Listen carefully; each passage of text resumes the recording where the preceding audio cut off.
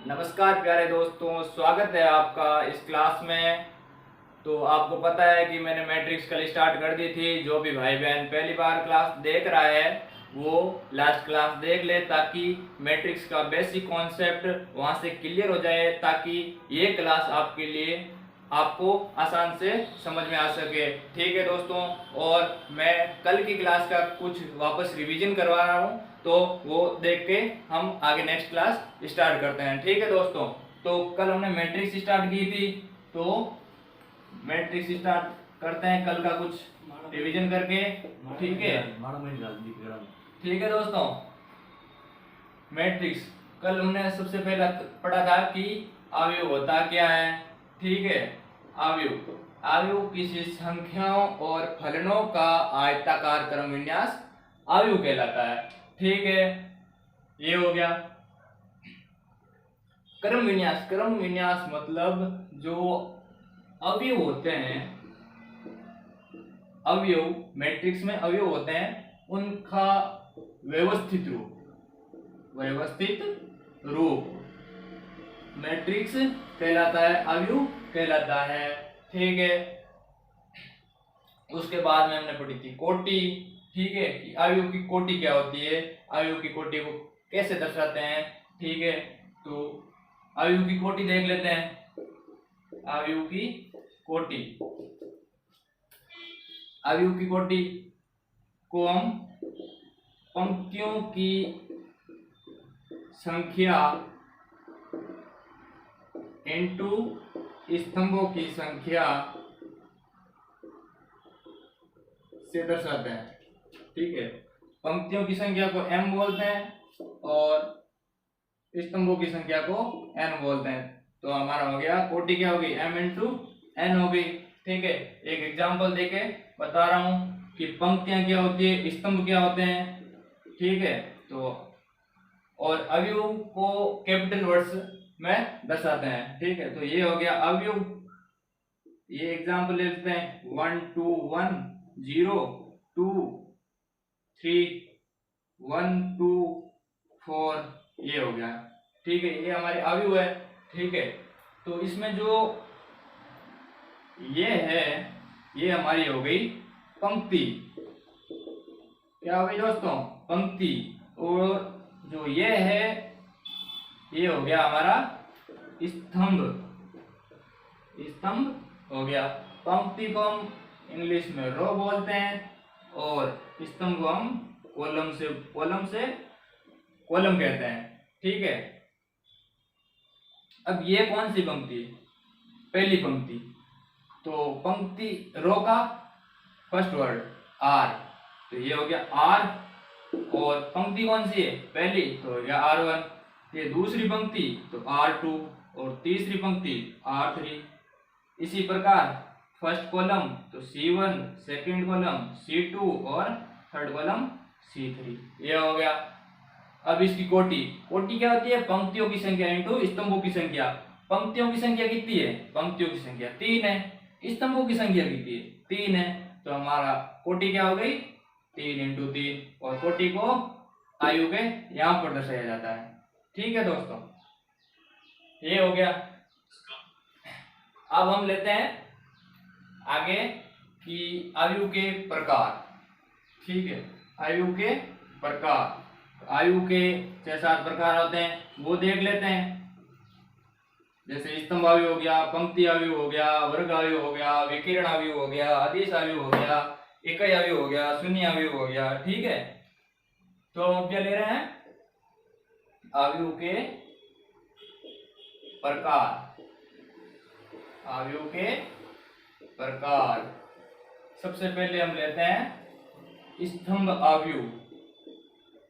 स्तंभ आयु, स्तंभ आयु, स्तंभ आयु में क्या होता है कि केवल एक ही स्तंभ होता है, एक ही स्तंभ होता है। ठीक है, स्तंभ कितने हो गए, एक ही होगा। पंक्ति एम हो सकती है। ठीक है, पंक्ति एम हो सकती है। तो एग्जांपल लिख देते हैं इसके। ए मैट्रिक्स हो गया, ये हो गया ए बी सी। इसमें पंक्तियां कितनी है 3, स्तंभ कितने 1, 3 इंटू 1, ये हो गया हमारा स्तंभ अवयव।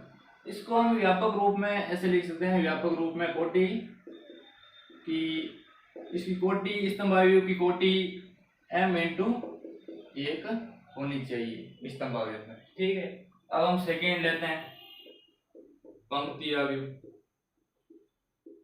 पंक्ति अवयव, पंक्ति अवयव, पंक्ति अवयव में क्या होता है, केवल एक ही पंक्ति होनी चाहिए, एक ही पंक्ति होनी चाहिए, एक ही पंक्ति होनी चाहिए। एग्जाम्पल,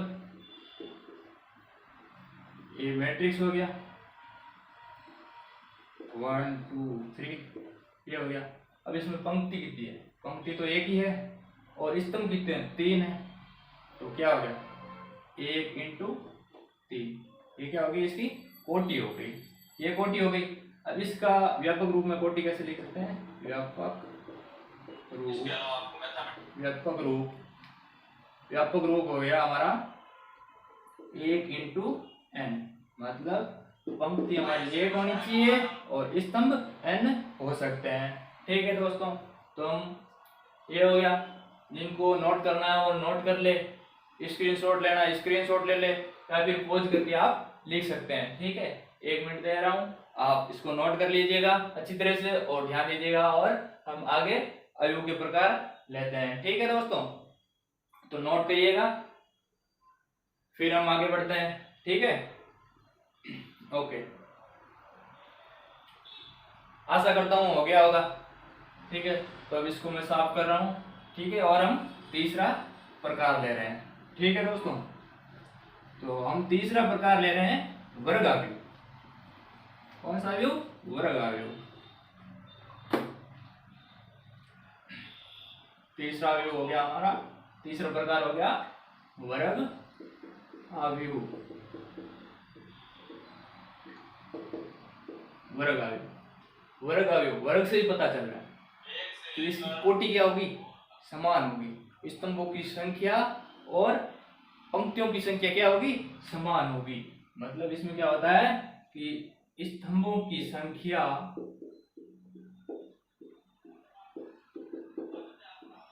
और पंक्तियों की संख्या समान होगी, पंक्तियों की संख्या समान होगी। ठीक है, मतलब m इंटू m और n क्या हो जाएंगे, इक्वल हो जाएंगे। ठीक है, m और n इक्वल हो गए, तो मतलब n को m से लिख सकते हैं, तो वर्ग की कोटि क्या हो गई, m इंटू m हो गई। ठीक है, एग्जाम्पल ले देते हैं, a b c d e f g h और i। अब इसमें पंक्तियां भी 3 है, पंक्तियां भी 3 है और स्तंभ भी 3 है, तो हो गई पंक्तियों की संख्या और स्तंभों की संख्या बराबर। तो ये क्या हो गया हमारा वर्ग अवयव, 3 इंटू 3 कोटि का। ठीक है, ये हो गया, ये भी नोट डाउन कर लीजिए। फिर हम अगला अवयव देखते हैं कौन सा है। ठीक है, लिख लीजिएगा। अगला अवयव हम स्टार्ट करेंगे, विकिरण अवयव क्या होता है। ठीक है, विकिरण अवयव, तो ये साफ कर रहा हूं। ठीक है दोस्तों, विकिरण विकिरण अवयव देखते हैं होता क्या है विकिरण अवयव। चौथा, विकिरण अवयव, विकिरण अवयव वर्ग अवयव का ही रूप है। ठीक है, विकिरण अवयव वर्ग अवयव का रूप है, लेकिन विकिरण अवयव में क्या होता है कि जो वर्ग अवयव का विकिरण होगा उसको छोड़ के बाकी सभी अवयव शून्य होंगे। क्या होंगे, शून्य होंगे। वर्ग अवयव के विकिरण को छोड़ के बाकी सभी अवयव शून्य होंगे। ठीक है, एग्जाम्पल दे रहा हूं,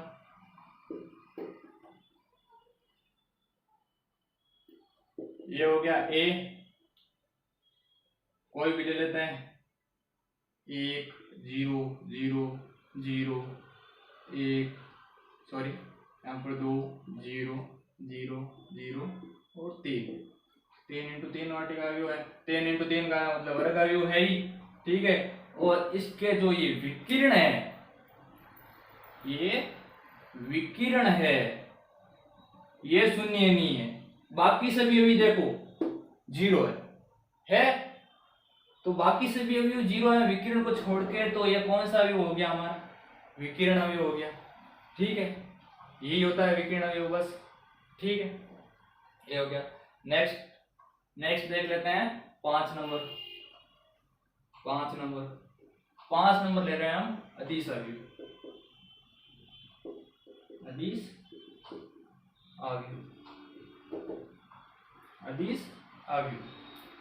अवयव क्या होता है? अदिश अवयव है जिसमें जो ये विकिरण अवयव है ना, ये सभी समान होने चाहिए। ये जो विकिरण के अवयव है ये सभी समान होने चाहिए, और बाकी के जो भी है अवयव ये शून्य होने चाहिए, ठीक है। जैसे इसका भी एग्जांपल लेके देता हूं कि a = √2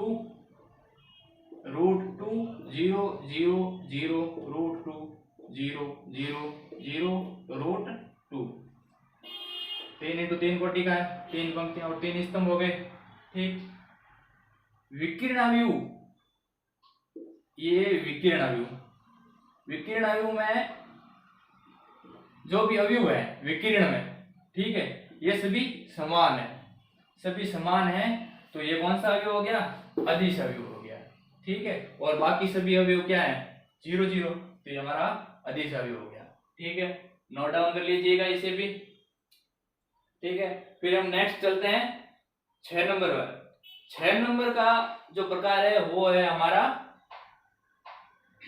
इकाई अवयव। कौन सा अवयव? इकाई अवयव, ठीक है। नोट कर लीजिएगा, बाद में हम इकाई अवयव पर चलते हैं, ठीक है। और इकाई अवयव सेम ही है लगभग, ठीक। तो साफ कर रहा हूं,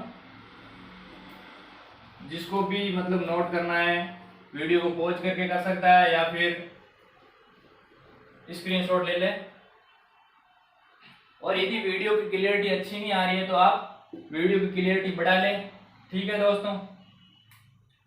आगे चलते हैं हम इकाई अवयव पे। 6 नंबर इकाई अवयव। इकाई अवयव क्या है? इकाई अवयव ऐसा विकिरण अवयव जिसमें विकिरण है वो सारे 1 1 1 हो, ठीक है, और बाकी सभी अवयव 0 हो। ये हमारा इकाई अवयव हो गया, ये हो गया 1 0 0 0 1 0 0 0 1। और ये कोई कैसा अवयव है? वर्ग अवयव भी है। क्यों? क्योंकि पंक्तियों की संख्या और स्तंभों की संख्या बराबर है, तो ये हमारा वर्ग अवयव हो गया। और जो इसका विकिरण है, ये विकिरण, ये क्या है? 1 1 1, तो कौन सा अवयव हो गया? इकाई अवयव, ठीक है, ये हो गया। अब एक लास्ट बचता है हमारा 7 नंबर का, वो है हमारा शून्य अवयव। और शून्य अवयव क्यों क्या बोल सकते हैं? रिक्त अवयव। ऐसा अवयव जिसमें सभी अवयव शून्य हो, वही हमारा क्या है? शून्य अवयव या रिक्त अवयव है, ठीक है। तो ये A 0 0 0 0 0 0 0 0 3 × 3 कोटि का अवयव है। सभी अवयव क्या है? 0 है, तो कौन सा अवयव हो गया? हमारा शून्य अवयव, ठीक है। या फिर ये ले लो, A = 2 × 2 कोटि का ले लो, ये हो गया 2 × 2 कोटि का, ये भी शून्य अवयव। क्यों? सारे अवयव है जो शून्य है, ये हो गया हमारा शून्य अवयव या रिक्त अवयव, ठीक है, लिख लीजिएगा। फिर हम चलते हैं कि अवयवों की समानता कैसे होती है, A और B। जैसे कि 2 अवयव दे रखे हैं A और B, उनको हम समान कैसे रखें, कब रखें, ठीक है। तो ये लिख लीजिएगा, बाद में हम अवयवों की समानता पे चलते हैं। ठीक है, कर लीजिएगा नोट। ठीक है, हो गया।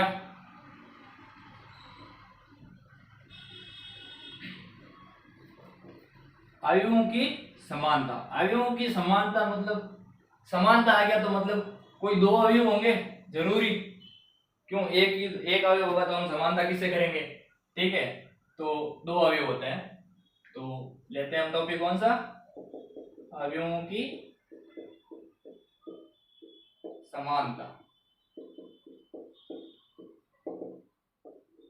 अवयवों की समानता, जैसे हमें कोई भी दो अवयव दे रखे हैं, a equals to A I J, और एक दे दिया हमको b equals to B I J. ठीक है, ये दे दिया हमको दो अवयव। ठीक है, अब इनमें क्या समान होना चाहिए ताकि हम a और b को बराबर रख सकें। कब रखेंगे, जब इनकी कोटि क्या होगी, कोटि समान होगी, तभी हम इसे बराबर रख सकते हैं। ठीक है, तो पहला पॉइंट हमारा क्या हो गया कि कोटि समान होनी चाहिए, कोटि समान होनी चाहिए। कोटि समान होगी तभी हमारा ए और बी इक्वल होगा। ठीक है, और एक के सभी अवयव, ए के सभी अवयव बी के संगत अवयव के बराबर होना चाहिए।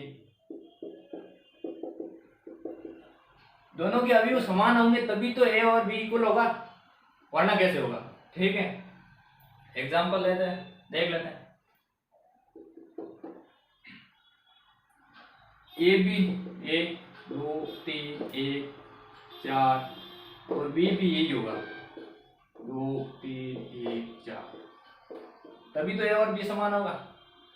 ठीक है, यदि दो अवयव दे रखे हैं, उनकी कोटि समान है, कोटि समान है, और हमें बोल रहा है कि अवयवों की समानता, अवयवों की तुलना करो, समानता देखो इनमें क्या समानता है क्या तुलना है।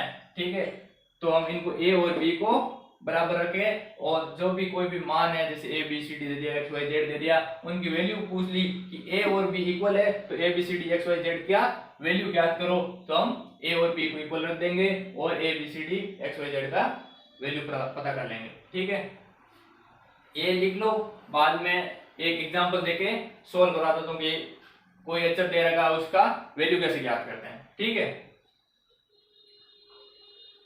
लिख लो।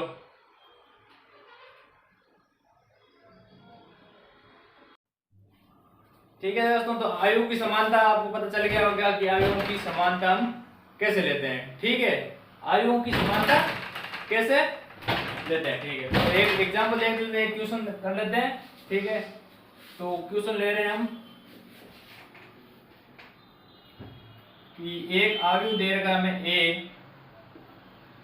a 2 1 b इज इक्वल्स और एक अवयव दे रखा है हमें b इज इक्वल 1 2 1 और 3। ठीक है, ये अब इनकी कोटि क्या है, 2 इंटू 2 की, इसकी भी कोटि 2 इंटू 2 की, और क्वेश्चन में दे रखा है कि a बराबर b है, तो a व b ज्ञात करो, a व b का मान ज्ञात करो। ठीक है, तो अब इसका सॉल्यूशन करते हैं। इन दोनों की कोटि सेम है तो a बराबर b होगा। ठीक है, और क्वेश्चन में भी दे रखा है a बराबर b होगा। ठीक, तो a बराबर क्या होगा समानता में कि संगत अवयव मतलब a के सभी अवयव b के संगत अवयव के समान होंगे। ठीक है, ये हो गया। तो अब एक वैल्यू यहां से सीधी लिख रहे हैं, इसका a का अवयव ये है, a मैट्रिक्स का अवयव a। ठीक, इसके संगत अवयव के बराबर होगा। ठीक है, तो ए की वैल्यू क्या आ गई, सीधा ही आंसर लिखते हैं हम, ए की वैल्यू 1 आ गई। ठीक है, और बी की वैल्यू क्या आ गई 3, इसके संगत वाला ये 3 है, तो बी की वैल्यू क्या आ गई 3।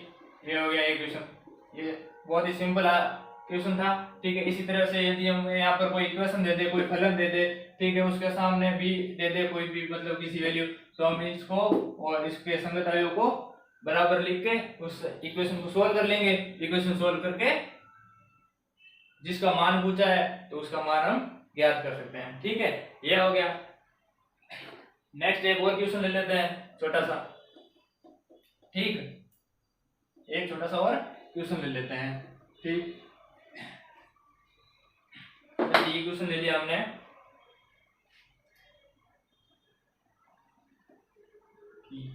एक अवयव ए है, ए 2a प्लस का 4b 3 7, ये हो गया। ठीक है, और एक अवयव दे रखा है हमें b इक्वल्स ए 4 16 3 और 7, ये दे रखा है। इनकी 40 क्या हो गया 2 इंटू 2 की, ये भी 2 इंटू 2 का।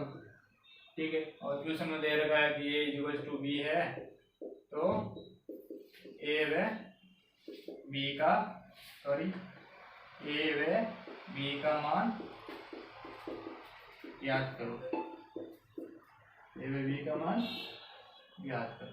ठीक है, तो हल करते हैं इस क्वेश्चन को। ए के सभी अवयव बी के संगत अवयव के समान होगा, तो यहां से सीधे ही डायरेक्ट ए किसके बराबर हो जाएगा 4 के बराबर, इसके संगत ये 4 है, तो ए के बराबर क्या होगा 4, ये हो गया। ए का मान क्या आ गया 4। ठीक है, दूसरा क्या है 2a प्लस का 4b किसके इक्वल है 16 के, तो यहां से ले रहे हैं कि 2a प्लस का 4b किसके इक्वल है 16 के। ठीक है, तो इसको सोल्व कर लेते हैं। यहाँ से a की वैल्यू हमारे पास पड़ी है, a की वैल्यू कितना है 4, तो यहाँ पे 4 करते हैं, तो 2 इंटू 4 कितना हो गया 8 प्लस का 4b बराबर 16। ठीक है, इसका पक्षांतर करते हैं, तो 4b इक्वल टू 16, इधर प्लस है इधर क्या माइनस हो गया, तो 16 माइनस 8, 4b बराबर कितना हो गया 8, b बराबर क्या आ गया 2 आ गया, b की वैल्यू क्या आ गई 2 आ गई। अब इसको वेरीफाई करके देख लेते हैं कि a की वैल्यू 4, तो यहाँ पे a की वैल्यू 4 रखी। ठीक है, तो ये 4, ये और ये इक्वल हो गया। ठीक है, अब a की वैल्यू 4 यहाँ पे और b की वैल्यू 2 यहाँ पे रखते हैं, 16 ताकि नहीं है। ठीक है, देख लेते हैं, तो a की वैल्यू 4 रखी, तो 4 इंटू 2 8 प्लस का b की वैल्यू 2 रखी, 4 इंटू 2 8, 8 और 8, 8 प्लस 8 16, तो इसके इक्वल आ रहा है, मतलब a और b समान है, तो ये सही है, हमारा आंसर सही है। ठीक है, ये हो गया। ठीक है, अब एक हम जो तक भी हमने किया, ठीक है, जितना भी बेसिक किया कॉन्सेप्ट पूरे उस पे एक ट्यूशन लिख रहे हैं। ठीक है, ट्यूशन एक ट्यूशन है कि एक अवयव है, एक अवयव है जिसमें अवयव की संख्या 18 है। अवयवों की संख्या कितनी है 18, तो संभव कोटि कितनी होंगी, कितनी होंगी। ठीक है, एक अवयव दे रखा है जिसमें 18 अवयव है, तो पूछ रखा है कि संभव कोटियां कितनी होगी, संभव कोटियां कितनी होगी, तो संभव कोटियां क्या होगी देख लेते हैं। संभव कोटियां क्या होगी 18 अवयव दे रहे हैं, अवयवों की संख्या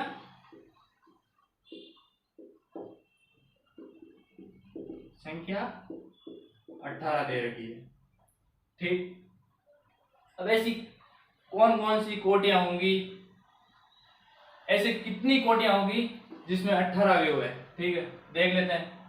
9 इंटू 2, 9 इंटू 2 18 हो रहा है, तो एक ये कोटि हो सकती है। 2 इंटू 9 हो सकती है। ठीक है, मतलब 9 पंक्तियां 2 स्तंभ, 2 पंक्ति 9 स्तंभ, या फिर एक पंक्ति 18 स्तंभ, या फिर 18 पंक्ति 1 स्तंभ, 6 पंक्ति और 3 स्तंभ, या फिर 3 पंक्ति और 6 स्तंभ। यही समूह कोटियां हो सकती है। तो कितनी होगी? 1 2 3 4 5 6। तो अवयवों की जिस अवयव में 18 अवयवों की संख्या है उसमें कितनी कोटियां होंगी? 6। कितनी होंगी? 6। और कौन कौन सी होगी? ये होगी कंप्लीट। बोर्ड में से 1 नंबर का सवाल आ सकता है। ठीक है, ये बोर्ड में हमारे 1 नंबर का क्वेश्चन में पूछ सकते हैं। ठीक है दोस्तों, 1 नंबर के क्वेश्चन में ये सवाल पूछ सकते हैं। ऐसे ही सवाल आते हैं बेसिक 1 नंबर के क्वेश्चन में। ठीक है, तो ठीक दोस्तों, हमने मैट्रिक्स में क्या क्या कर लिया। मैट्रिक्स क्या होता है? अवयव की कोटि पढ़ ली, अवयव के प्रकार पढ़ लिए। ठीक है, और 1-2 एग्जाम्पल पढ़ लिए। ठीक है दोस्तों, तो यदि वीडियो अच्छा लगे तो लाइक करें, कमेंट करना और सब्सक्राइब जरूर करना। थैंक यू दोस्तों।